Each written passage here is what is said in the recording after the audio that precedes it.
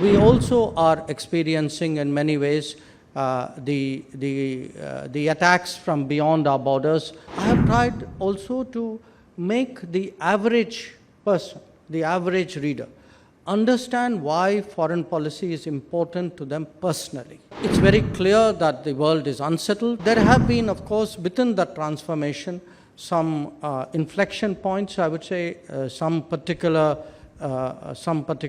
moments of salience. I would describe the Article 370 decision as one of them. I think what has changed on our borders with China is another. The whole neighbourhood.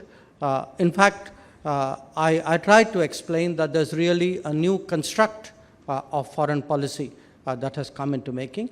And of course, since I am in politics, and many of you certainly follow politics, we also are experiencing in many ways the attacks from beyond our borders, which are often ideological and agenda-driven.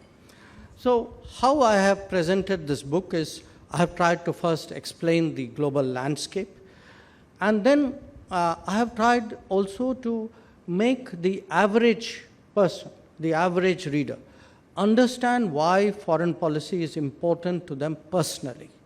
That it's not something that you watch on the YouTube or you follow the news or you pick up a nice book like this one. It is something which impacts your well-being, sometimes your existence. We saw that during COVID, not just the manner in which COVID came, but also the remedies and the mitigation that we had to go around the world, and which we also contributed to the rest of the world. We have seen it in different operations that we've had to do. I mean, if you look at the last 10 years, there's been almost every year a significant operation where India has committed its resources. And we see it in very practical choices we make. Choices which will determine what is the price of fuel or the price of food or the price of fertilizer in this country. Now, it's very clear that the world is unsettled. You saw that very graphic picture of that.